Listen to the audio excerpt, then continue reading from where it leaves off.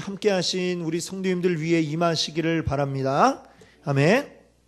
자, 오늘은 종들을 통해 일하시는 하나님, 종들을 통해 일하시는 하나님, 이 제목으로 또 함께 같이 은혜 나누고자 합니다. 우리 계속해서 하나님을 경험하는 삶, 이 주제를 가지고 이야기를 나누고 있는데요. 지난 주간에는 이제 종의 그 개념에 대해서 여러분께 말씀을 드렸습니다. 우리가 일반적으로 생각하기에는 이 종이란 그저 주인이 시키면, 명령하면 자기가 알아서 능력껏 하는 게 우리는 아주 유능한 그런 종이 아닐까 생각을 하지만, 그건 그냥 우리 사람의 생각이고, 하나님이 생각하시는 가장 이상적인 종은 어떤 종이라 했습니까? 하나님이 명령하시고 하나님이 그거를 하게 만드시고 하나님이 처음부터 끝까지 모든 걸 움직이시고 조종하시는, 조종한다면 또 좀 약간 느낌이 그렇습니다만, 쉽게 얘기하면 하나님이 생각하시는 종은 일종의 도구입니다. 도구. 만약에 내가 못질을 한다, 망치로 못질을 하겠죠? 그럼 하나님이 쓰시는 종은 이 망치와 같아갖고, 근데 망치가 알아서 자기 혼자 움직여서 막 못을 박는 게 아닙니다. 그렇죠? 하나님이 의도하시는 대로 망치가 쥐어져서 이렇게 때리면, 그 망치를 들어서 못을 때리면 이제 그때야 이 망치가 못을 받게 되는 거죠. 이러한 도구로 쓰임 받는 게 바로 이 성경이 이야기하는 종이다. 이렇게 지난주에 말씀을 드렸습니다. 성경이 이야기하는 그 종은 자기가 할 수 있는 거는 아무것도 없습니다. 하나님이 하시면 그저 거기에 몸을 맡기면 되는 겁니다. 몸을 맡기면 하나님이 다 일하시고 하나님의 일을 이루시고, 그럼에도 불구하고 하나님이 그 종들에게 잘하였다, 충성된 종아, 이렇게 칭찬을 해 주신다라고 하는 것을 우리가 기억해야 되겠습니다. 하나님이 나를 통해 또 여러분을 통해 일하고자 하시면은, 하나님은 여러분이 있는 바로 그곳에서 하나님이 쓰시고자 하는 곳으로 불러내십니다. 그럼 그 부름에 아멘하고 따라가면, 주여 내가 여기 있사오니 하고 따라가면 하나님이 거기에서 일하신다라고 하는 것을 여러분들 믿으시기 바랍니다. 자, 그러면 우리는 하나님이 일로 와 그러면 다 끌려와서 하나님이 원하시는 방식대로, 망치로 쓰시려거든 망치로 쓰시고, 아니면 뭐 빗자루로 쓰시려거든 빗자루로 쓰시고, 그대로 그냥 나를 맡기면 하나님이 아주 다양하게 나를 써주실 줄로 믿습니다. 자, 오늘 여러분께 나누어드린 이제 그 유인물이 있죠. 여기 보시면 이제 그림이 하나 나옵니다. 그렇죠? 그 위에 제목이 하나 있는데, 뭐라고 되어 있습니까? 하나님을 경험하는 삶의 7가지 실체, 그렇습니다. 하나님을 경험하는 삶의 7가지 실체에 대해서 이제 이 그림이 이야기하고 있는데, 그 밑에는 이제 그거에 대한 또 설명이고요. 이것들이 중요합니다. 이제 우리가 앞으로 계속 하나님을 경험하는 삶에 대해서 이야기해 나갈 때에 이 그림에 대한 이야기를 이제 많이 하게 될 겁니다. 그리고 여기에 있는 내용들을 우리가 계속 반복해서 여러분과 또 나누게 될 거고요. 그러니까 이 그림이 굉장히 중요하니까 이 그림을 이제 잘 접으셔서 여러분들이 이제 매주 교회 오실 때마다 이제 가져오시고, 이걸 보면서 익히시고, 아, 이렇게 하나님 일하시는구나, 여기에 내가 지금 나를 드려야 되는구나, 이걸 늘 기억하시면 여러분에게 큰 유익이 될 줄로 믿습니다. 아멘. 자, 그러면 한번 이 그림에 보시면 이제 하나님이 왼쪽에 있죠. 하나님이 왼쪽에 있고 오른쪽에 보면 이제 사람 모양이 있어요. 그렇죠? 이 사람이 바로 이제 나입니다. 나. 여러분도 나. 나라고 한번 해보세요. 나. 그렇죠. 자, 근데 하나님이 나를 통해 일하시기까지, 자, 그 일하심으로 내가 하나님을 경험하기까지의 이 과정이 어떻게 되느냐.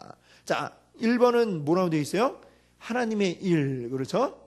그 다음에 2번은 관계, 3번은요 초청, 4번은 하나님이 말씀하심, 5번은요 믿음의 갈등, 그리고 6번은요 조정, 그리고 7번은 순종 더하기 경험. 자, 이렇게 되어 있습니다. 자, 요것들을 조금 더 이제 풀어 쓴 게 이제 밑에 있는 1, 2, 3, 4, 5, 6, 7인데요. 우리 한번 같이 읽어볼 텐데, 한번 읽으시면서, 이 한 문장 가운데 이게 좀 중요한 것 같다 싶으신 거는 뭐 동그라미 치셔도 되고, 아니면 거기에 밑줄을 치셔도 되고, 한번 표시를 하면서 한번 읽어보면 좋겠습니다. 자, 1번 같이 읽어볼까요? 하나님은 항상 당신의 주위에서 일하고 계십니다. 그 다음에 2번이요. 하나님은 당신과 실질적이고 개인적인 지속적인 사랑의 관계를 추구하십니다. 자, 3번이요.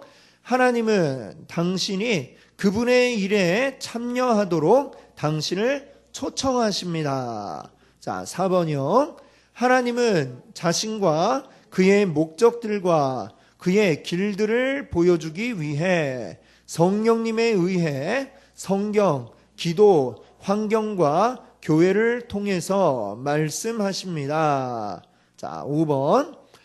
하나님의 부르심은 항상 당신을 믿음의 갈등으로 몰아넣고 결단과 그에 따른 행동을 요구합니다. 자, 6번 읽겠습니다. 당신은 하나님의 역사에 참여하기 위해 당신의 인생을 하나님의 뜻에 맞게 조정해야 합니다. 자, 7번 마지막 같이 읽겠습니다. 당신이 하나님께 순종하고 하나님이 당신을 통해서 그분의 일을 성취시킴으로 말미암아 당신은 경험으로 하나님을 알게 됩니다. 아멘. 자, 읽어보시니까 어떠세요? 하나님이 우리를 통해 일하시고 결국 그 일하심을 통해서 우리가 하나님을 경험하게 되는데 이 과정이 이와 같습니다. 먼저 하나님이 항상 우리 주변에 일하고 계세요. 그리고 그걸 통해서 우리와 관계를 맺기를 원하십니다. 그리고 그 관계 속에서 하나님은 우리를 부르세요. 초청하십니다. 우리를 부르십니다. 그러면 그 초청과 함께 하나님이 우리에게 말씀하십니다. 네가 이렇게 해야 되겠다. 우리 할 일을 알려주시죠. 우리가 해야 할 거. 자, 종으로서 네가 해야 될 일 이런 것이야. 하지만 걱정 마. 내가 함께 할게. 내가 도와줄게. 내가 일할게. 이렇게 말씀하시죠. 이게 이제 하나님의 말씀하심입니다. 자, 그런데 그 말씀을 딱 들을 때에 어때요? 우리 마음에 갈등이 생깁니다. 내가 저걸 어떻게 하나? 오늘 아침에 말씀에 에스더가 갈등했던 것처럼 내가 왕한테 가면 죽을지도 모르는데, 그런 갈등이, 믿음의 갈등이 생겨납니다. 그러나 결국 그 갈등을 우리가 이겨내고 이제 뭔가를 해야 되겠다 결단을 내리죠. 그럼 결단을 할 때에 내가 먼저 하게 되는 게 뭐냐면 바로 조정입니다. 내 생활에서 이제 내 중심적으로 움직이던 걸 하나님께로 맞춰서 조정을 해야 되는 이 조정의 기간이 있어야 됩니다. 그걸 조정함을 통해서 나는 어떻게 됩니까? 순종하게 되죠. 순종하면 그 다음에 연달아서 어떤 일이 일어납니까? 하나님이 나를 통해 일하시게 됩니다. 하나님의 놀라운 역사를 우리가 경험하게 되죠. 내가 할 수 없는 일인데 하나님이 이루신 걸 보게 됩니다. 그게 바로 뭐예요? 하나님 일하시는구나. 하나님 살아계시는구나. 이거를 우리가 경험하게 된다라고 하는 것이죠. 이런 단계를 우리가 거쳐서 이제 하나님을 경험하는 이러한 삶을 우리가 살아가게 되는 것입니다.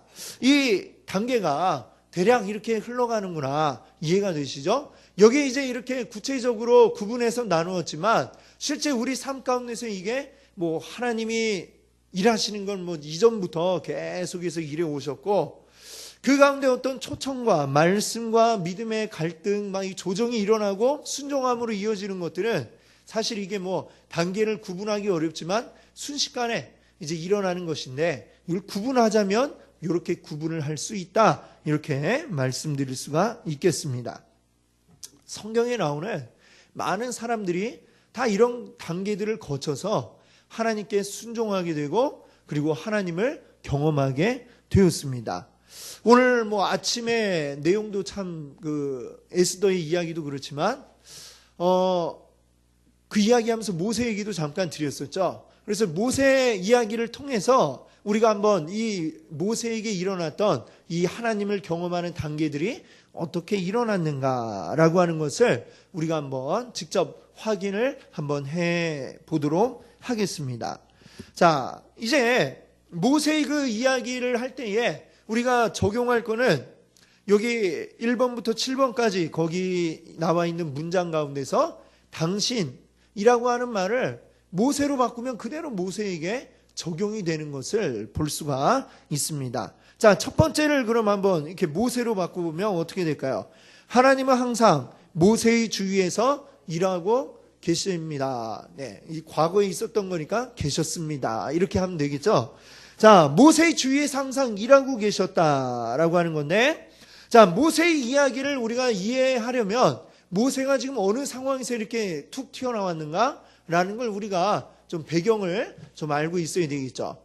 자, 우리가 창세기 마지막에 보면 요셉이 애굽의 이 이집트의 총리가 됩니다. 왕 다음으로 가장 높은 직책인 총리 자리에 오르고, 그리고 그때의 모든 가족들을 다 초청을 해서 그 가족들이 이제 전부 다 이 애굽으로 오게 되죠. 애굽에 와서 살게 된 그 온 가족이 이제 그 요셉의 아버지가 누굽니까? 야곱이죠. 야곱의 다른 이름이 뭐예요? 하나님이 직접 주신 이름 이스라엘입니다. 그래서 그 야곱의 후손들을 우리가 이스라엘 민족이라고 우리가 부르게 되는 것이죠. 그리고 이스라엘의 12지파는 바로 그 야곱의 12명의 아들들 이름을 따라서 12지파가 되는데, 그 12아들 그리고 부인과 자녀들까지 전부 다 해갖고 맨 처음에 이집트로 이제 이주한 사람이 75명이라고 나옵니다.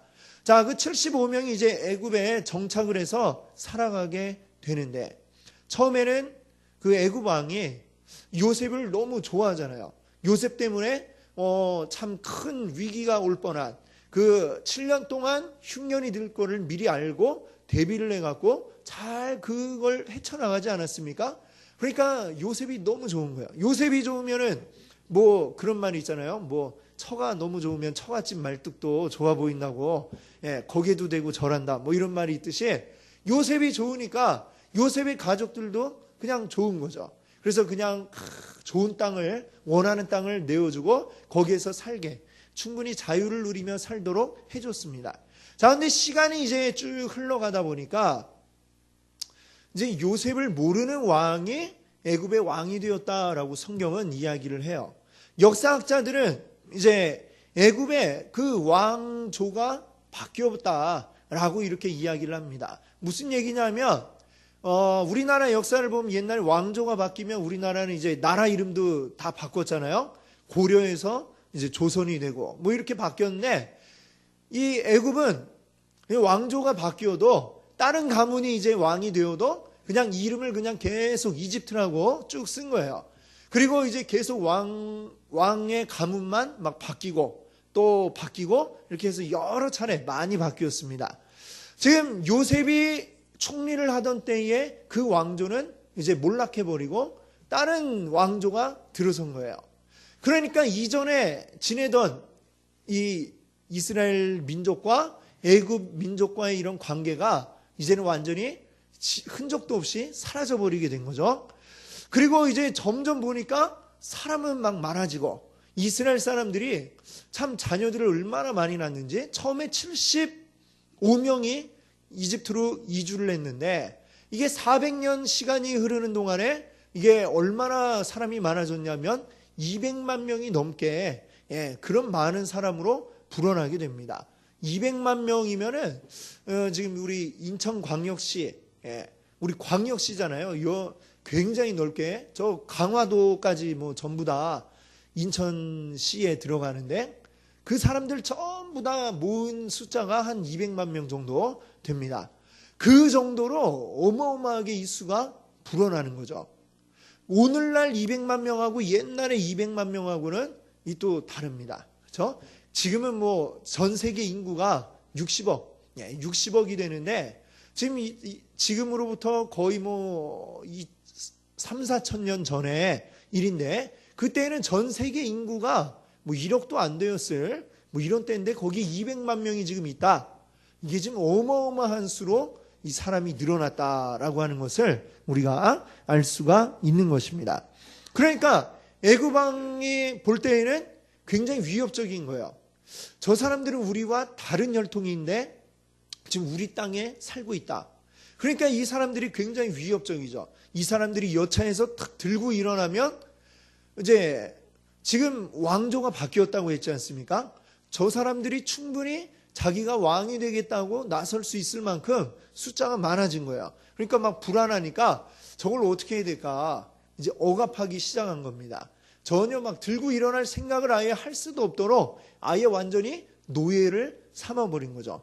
채찍질로 때리면서 일을 시키고, 그리고 아예 그냥 뭐 반란의 기미가 보이면 싹을 잘라버리고, 뭐 이상한 사람 보이면 바로 죽여버리고, 이런 일이 시작이 된 거죠. 그 와중에 어느 정도였냐면 수가 너무 많아지니까 아예 거기에 아들을 낳거든 전부 다 죽여버려라, 이런 얘기까지 할 정도로. 그래서 아이를 낳으면 아들인가 딸인가 확인해갖고 아들이면 전부 다 물에다 던져서 이 나일강에 빠뜨려서 죽이는 이런 일이 있지 않았습니까? 그 정도로까지 정말 굉장한 억압을 했던 것을 우리가 보게 됩니다.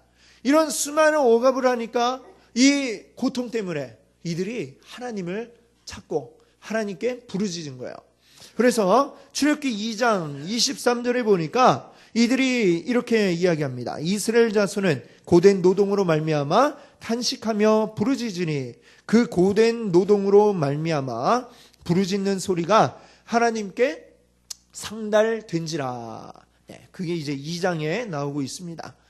이 애굽 사람들의 그 억압과 핍박 때문에 정말 못 살겠습니다 하나님 하면서 막 부르짖는 소리가 하나님께 들렸다라고 이렇게 성경이 적고 있잖아요. 하나님이 이미 모세를 통해 일하시기 이전에 하나님 이미 그들 가운데 계셨다라고 하는 것입니다. 그리고 그들의 목소리를 다 듣고 계셨다. 하나님 이미 일을 시작하기 이전부터 그들 가운데 계시면서 앞으로 일을 어떻게 해나갈까 준비하고 계시고, 그 준비를 이루기 위해서 차근차근 이제 계획대로 해나가시는데 그 계획 가운데 있었던 사람이 바로 모세다, 이렇게 이야기할 수 있겠죠. 하나님은 그 계획 속에 모세를 통해 내가 이스라엘을 애굽에서 건져내리라 라는 이런 생각을 하시고 모세를 준비시키셨던 것입니다. 그래서 이 모세가 태어나서 어떻게 됐습니까? 그 이집트 왕이 시킨 것처럼 당장 죽을 목숨이었지만 그 부모가 보니까 얼마나 이 아이가 이쁜지, 뭐 안 이쁜 아이가 어디 있겠습니까만 얼마나 이쁜지 차마 죽도록 내버려 둘 수가 없었습니다. 그래서 갈대 상자에 띄워서 나일강에 떠내려 보냈는데, 그거 어떻게 때마침 이 이집트 바로의 딸이 목욕을 하러 나왔다가 그 아이를 발견하는데, 이 바로의 딸은 지금 아이가 없는 이런 상태였어요. 아이가 없이 이렇게 나이만 들어가는데 때마침 웬 이쁜 아이가 탁 떠내려오니까 이 아이를 나에게 보내셨나 보다 생각하고 그 아이를 이제 양자 삼게 되는 거죠. 그래서 이 모세가 어떻게 됩니까? 나이 40이 될 때까지 애굽 왕 바로의 딸의 아들로서 그렇게 그 애굽 왕실 안에서 그가 자라나고 교육받고 이렇게 성장하게 되었던 것입니다. 그런데 또 그 가운데 어떤 일이 생깁니까? 그가 한 40세 정도 되었을 때에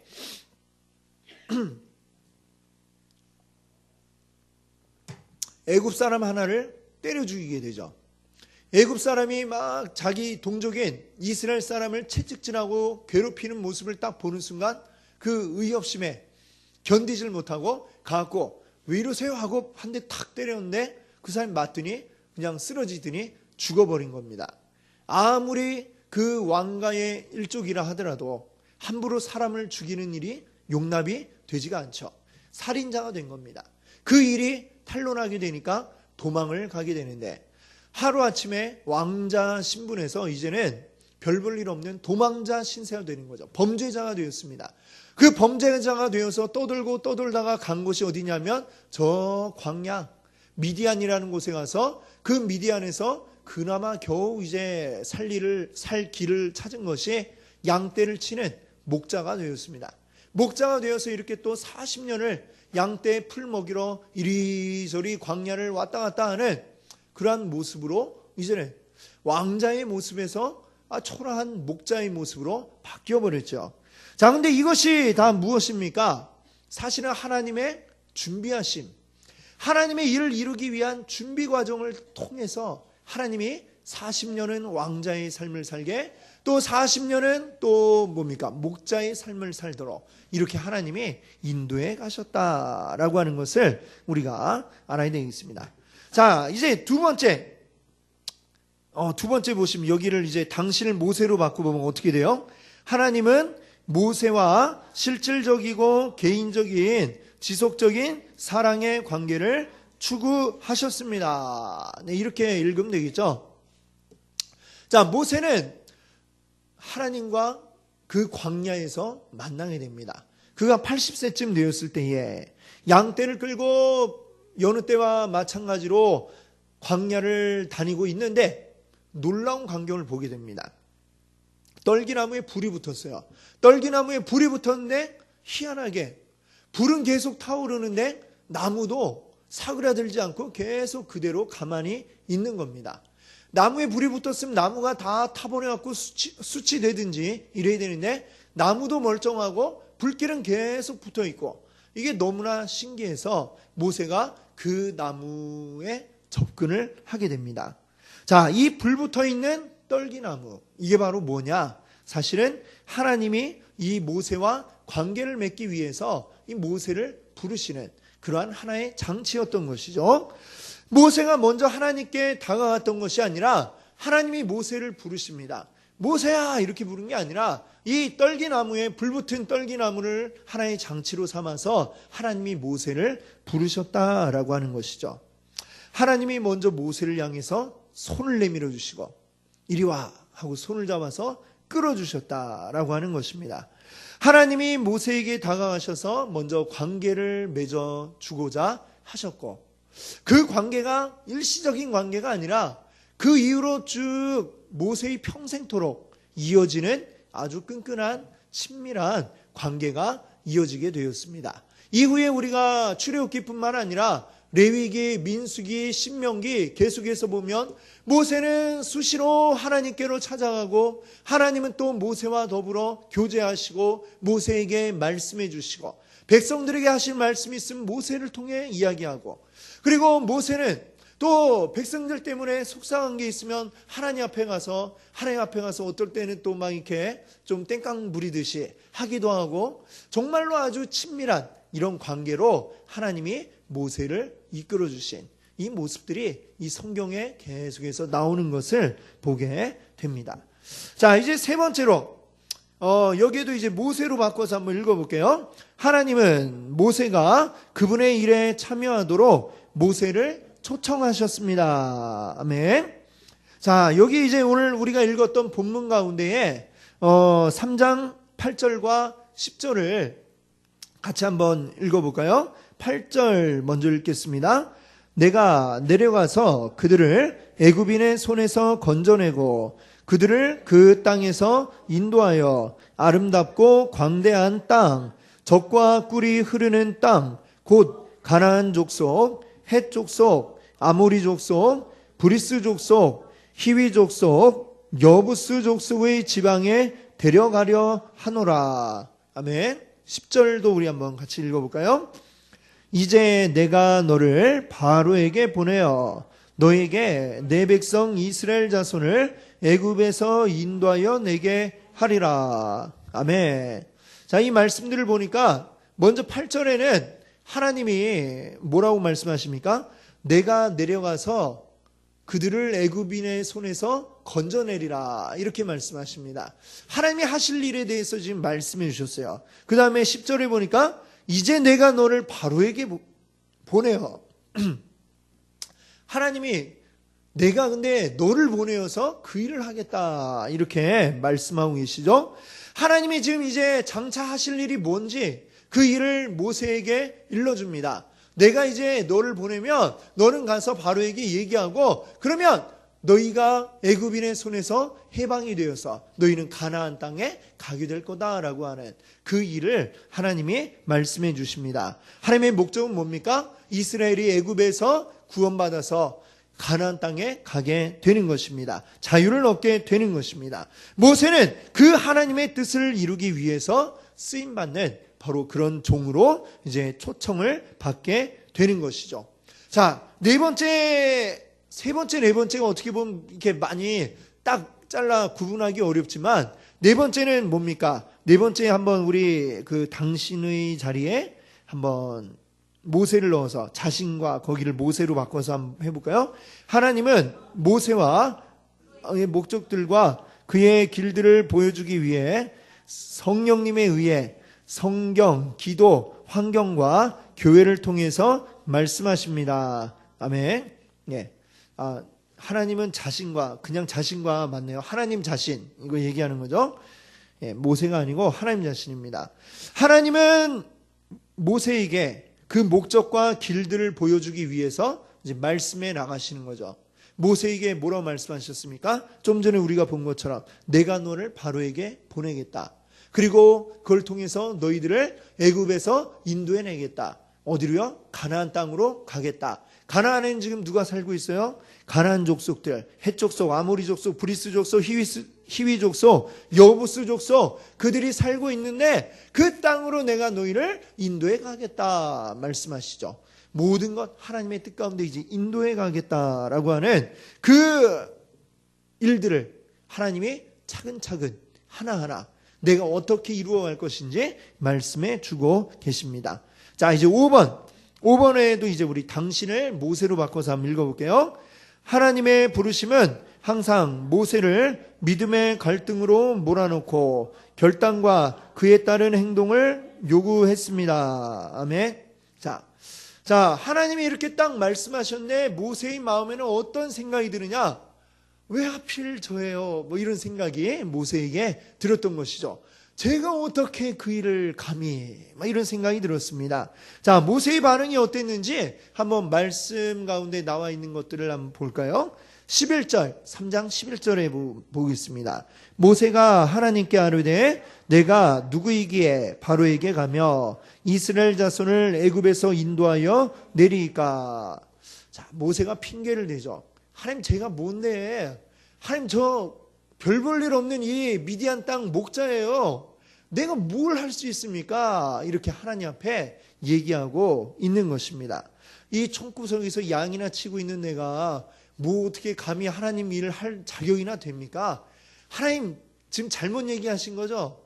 저 혹시 뭐 동명이인하고 헷갈린 거 아닌가요? 뭐 이렇게 막 지금 모세가 하나님께 내가 아니다, 나는 못한다, 이렇게 얘기하고 있는 것입니다. 자, 또 조금 뒤에 우리 4장 1절에 보니까 이렇게 또 말하고 있어요. 모세가 대답하여 이르되 그러나 그들이 나를 믿지 아니하며 내 말을 듣지 아니하고 이르기를 여호와께서 내게 나타나지 아니하셨다 하리이다. 자, 이 얘기가 무슨 얘기입니까? 내가 가서 지금 애굽에 가서 이야기한들 바로는 고사하고 나와 같은 동족 이스라엘 사람들도 나를 믿어주겠습니까? 내가 뭐라고 그 사람들 앞에 가서 이야기하면 그들이 나를 뭐라고 믿겠습니까? 네가 하나님 말씀대로 이렇게 왔다고? 하면서 아마 그들이 나를 무시하지 않겠습니까? 이렇게 지금 모세는 또 이야기하면서 계속 어때요?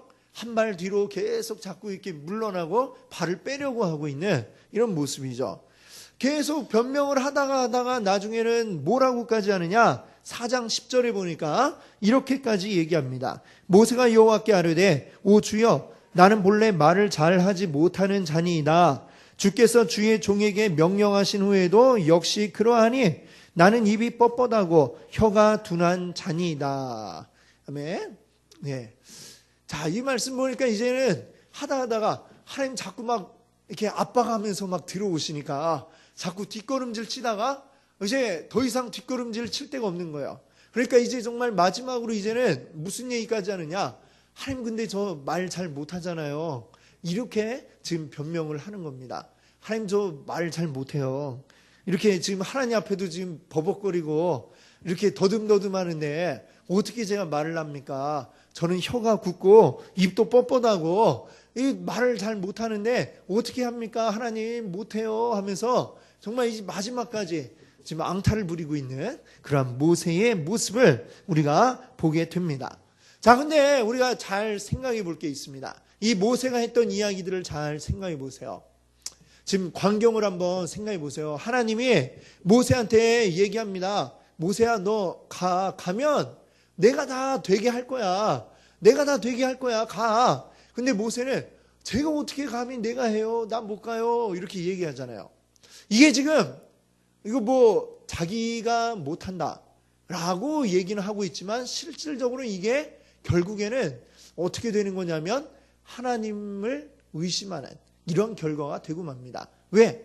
하나님이 이거 다 해놨어. 이거 다 될 거야 라고 얘기를 했는데 아니 나는 못한다니까요. 자꾸 얘기하는 거는 자기가 겸손해서 자기 능력을 뭐 정말 잘 알아서 이런 게 아니라 하나님이 되게 한다고 한 그 말씀 자체를 믿지 못하고 있는 것이다 라고 하는 것이죠. 자, 만약에 예를 들어서 저희 집에 이제 아이가 있는데 만약에 제가 어디 가면서 내가 저 밑에 가게에다가 이제 얘기를 할 테니까 얘기하면 거기에 뭐 이렇게 라면을 갖고 오면 된다. 얘기를 해놓고 내가 갈게. 만약에 이렇게 얘기를 했다고 해보십시오. 근데 아이가 가면은 진짜 라면을 줄까요? 막 이렇게 얘기를 해요. 그러면 나는 안 줄 것 같아요. 못 가겠어요. 이러면 이게 무슨 얘기입니까? 누굴 의심하는 거예요? 가게 아저씨를 의심하는 것도 아니고 결국에는 나를 의심하는 게 되고 말 겁니다. 그렇죠? 내가 된다고 하면 되는 거야 라고 믿고 따라와 하는데 계속 안 될 것 같아요. 어떻게 해요? 못해요.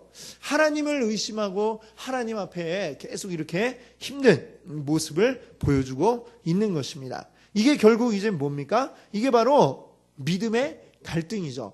이게 딱 믿고 따라가야 되는데 자꾸만 이게 100% 안 믿겨지고 갈등하는 것이 될까 안 될까 따지고 자로 재보고 되나 안 되나 이거 내가 했다가 괜히 이거 잘못되면 어떡하지? 걱정도 되고 그렇다고 또 하나님이 말씀하셨는데 이거 안 들을 수도 없을 것 같고 계속 고민하고 있는 이 단계 이게 바로 믿음의 갈등 단계다라고 하는 것이죠.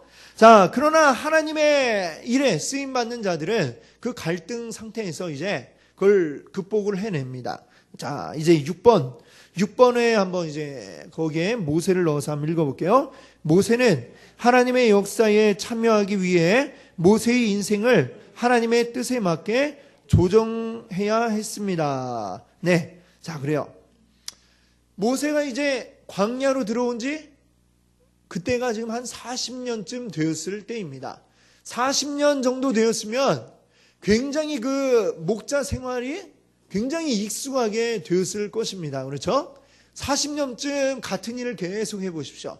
그냥 눈 감고도 할 수 있을 정도가 되지 않았습니까? 그 생활이 너무나도 익숙하고 이제는 그게 편해졌어요.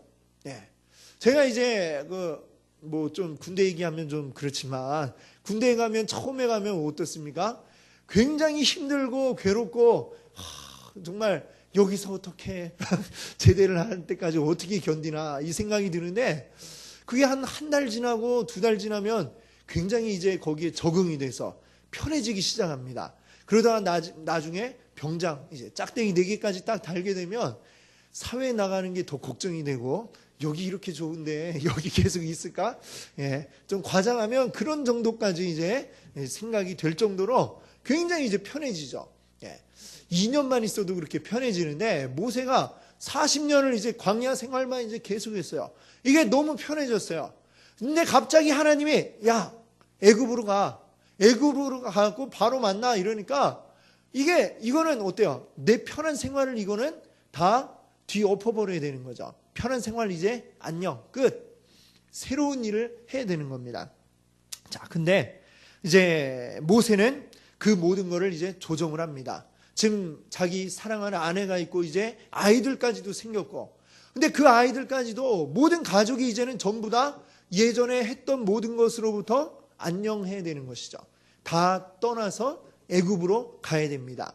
무엇도 보장되지 않는, 하나님은 된다 말씀하셨지만 인간적으로는 정말 될까 이런 생각이 드는 환경 속으로 정말 불 속으로 짚을 짊어지고 뛰어드는 것과 같은 그런 위험한 세계로 지금 뛰어드는 것입니다. 그러나 하나님이 하라 말씀하셨을 때 이 믿음의 갈등을 통해서 결국은 그의 삶을 조정합니다. 가족에게 가죠. 우리 이제 가자. 어디로요? 애굽으로. 그럼 막 처음에는 막 좋다고 그랬겠죠. 우와, 이제 우리도 대도시에 가서 사냐. 딱 이랬는데 이 부인은 뭔가 이상해서 물어봤겠죠. 도대체 뭐예요? 이렇게 물어보니까 하나님이 가라고 하셨어. 이러면 또 이 부인은 또 한숨을 쉬면서 그럼 이제 우리는 어떻게 살아야 되죠? 하면서 막 얘기를 했겠죠. 그러나 그 모든 걸 다 이제 조정을 해야 하고 이제 우리는 하나님 말씀대로 한다. 딱 결정을 내리고 이 모든 가족이 이제 짐 싸들고 애굽으로 가는 것입니다. 이제 하나님이 하시겠다고 하신 일들이 이루어질 거야. 하나님이 역사하실 거야. 라는 걸 이제 믿고 모든 걸 맡기는 거죠. 맡기니까 거기에 맞춰서 내 삶을 이제 싹 방향을 바꿔야 되는 것입니다. 양치면서 살던 이 생활은 이제 끝내고 하나님이 말씀하신 대로 모든 게 이루어질 수 있도록 거기에 제일 최적의 상태로 나를 맞추어서 조정하고 그리로 이끌어가게 되는 것이죠. 자, 이 삶을 조정한 후에야 비로소 어떻게 되는 겁니까? 7번에 보면 순종. 내 삶을 조정하지 않은 채 내가 순종할 수가 없는 것입니다. 예전에 하던 것도 내가 그대로 하면서 하나님 일도 같이 할게요. 예. 여기에 뭐 플러스 원 해갖고 그렇게 하듯이 되는 게 아니라고 하는 것이죠. 내 삶을 근본적으로 조정하지 않으면 하나님께 순종할 수가 없다는 것입니다. 자, 순종으로 나아가게 되는데, 자, 이거는 계속해서 말씀드리지만, 자, 그럼 하나님 뜻대로 이제 애굽에 가서 그 뒤부터는 모세가 자기 마음대로 알아서 하는 걸까요? 자, 어떻게든 이끌고 나와. 하나님이 이렇게 하시면 예, 알아서 하겠습니다 하고 가갖고 그냥 막 좌충우돌하면서 하는 게 아니라 그거는 종의 모습이 아니라고 그랬죠.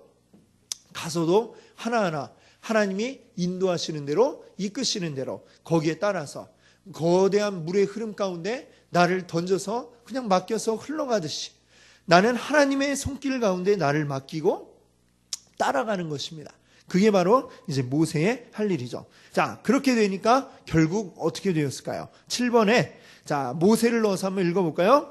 모세가 하나님께 순종하고 하나님이 모세를 통해서 모세는 경험으로 하나님을 알게 됐습니다. 아멘. 그렇죠. 자, 모세가 하나님 말씀에 순종하고 이제 이집트로 갔습니다. 그리고 그 후의 일들 우리가 잘 알고 있듯이 어떻게 되었죠? 가서 바로에게 이야기합니다. 이야기한다고 또 듣나요? 안 듣죠. 그러니까 하나님이 또 어떻게 하십니까?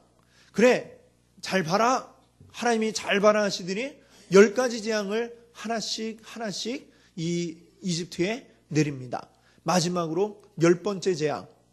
그 모든 처음 태어난 것들이 다 죽는 일을 겪고 나니까 비로소 그 애굽 왕 바로가 이 이스라엘 사람들에게 가라 하고 내보내 줍니다. 자, 나와서도 또 어떤 일들이 일어납니까? 막 애굽 왕 바로가 뒤에서 쫓아옵니다. 군대를 이끌고 병거를 이끌고 막 쫓아옵니다. 쫓아올 때에 어떻게 됩니까? 그 앞에는 바다가 가로막고 있습니다. 홍해가 가로막고 있죠. 어떻게 해야 됩니까? 하나님 어떻게 하죠? 모세는 자기가 답을 찾으려고 하지 않았습니다. 찾는다 해도 답도 안 나오겠지만 그때에 하나님 앞에 부르짖었더니 하나님이 모세에게 바다 앞에 서서 기도해라. 기도했더니 어떻게 됩니까? 밤이 새도록 바람이 막 불어옵니다. 바람이 불어오니까 이 바닷물이 둘로 갈라지는 것이죠. 갈라져서 이 이스라엘 백성들은 건너갑니다.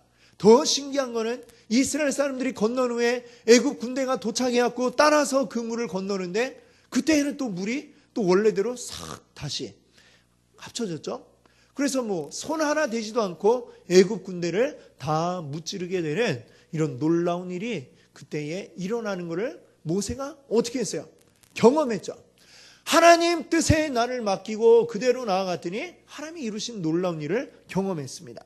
그 후에도 계속해서 마찬가지죠. 광야 생활하는 가운데 먹을 게 없어요. 배가 고파요. 그러니까 하나님은 또 어떻게 하셨죠? 그들에게 만나와 메추라기를 주시고, 목이 말라요. 물을 주세요. 부르짖으니까 하나님은 반석에서 물이 나오게 하시고 쓴물이 단물이 되게 하시고 항상 부족한 것 채우시고 필요한 것 더해 주시고 이렇게 해서 그들을 지켜주시는, 그저 이 광야 생활 매일매일 하루하루가 모든 하나님을 만나고 경험하는 정말 귀중한 그러한 시간들이었던 것을 우리가 말씀을 통해 보게 됩니다. 모세가 어떻게 이렇게 매일매일 하나님을 경험할 수가 있었습니까? 하나님께 순종합니까? 하나님께 순종하니까 내 생각, 내 뜻을 다 버리고 하나님께 나를 맡겨버리니까 하나님의 일하시는 게 그때는 매일매일 나타나게 되었던 것입니다. 자, 모세가 바다 앞에서 손을 들고 있었다고 이게 모세가 한 일입니까? 아니죠. 그 일을 이루신 이는, 홍해 바다를 갈라지게 하신 이는 바로 하나님이신 줄 믿습니다. 모든 것을 다 하나님이 모세를 통해서 일을 이루어 나가신 이 모습을 우리가 보게 됩니다. 하나님이 쓰시는 사람은 뭔가 특별한 사람이 아닙니다. 아무것도 아닌 사람, 별것도 아닌 것 같은 사람, 모세처럼 저 이름 없는 시골에 양치는 목자였던 사람을 하나님 부르셔서 한 민족을 이끄는 지도자로 인도해 오셨던 것이죠. 자, 성경에 보면 굉장한 우리에게 용기를 주는 말씀이 많이 있습니다. 야고보서 5장 17절 18절을 보니까 이렇게 말씀하고 있어요. 자, 같이 한번 우리 읽어볼까요? 엘리야는 우리와 성정이 같은 사람이로되 그가 비가 오지 않기를 간절히 기도한즉 3년 6개월 동안 땅에 비가 오지 아니하고 다시 기도하니 하늘이 비를 주고 땅이 열매를 맺었느니라. 아멘. 자, 엘리야 선지자, 구약에 나오는 선지자들 가운데 이스라엘 사람들이 생각하기에 제일 최고로 생각하는 선지자가 바로 엘리야죠. 이 엘리야가 근데 어떤 사람이었느냐? 성경이 지금 뭐라고 얘기했습니까? 17절 한 번만 다시 한번 띄워봐 주세요. 뭐라고 얘기했습니까? 엘리야는 17절 다시 띄워봐 주세요. 제가 읽어드릴게요. 엘리야는 우리와 성정이 같은 사람이로되. 엘리야는 우리와 성정이 같은 사람이다. 성정이 같다. 우리와 마음이 같은 사람이다. 다시 얘기하면 무슨 얘기입니까? 엘리야 특별한 사람이 아니었다라는 얘기죠. 우리와 같은 평범한 사람, 우리와 별반 다를 바 없는 똑같은 사람이었다라고 말씀하고 있습니다.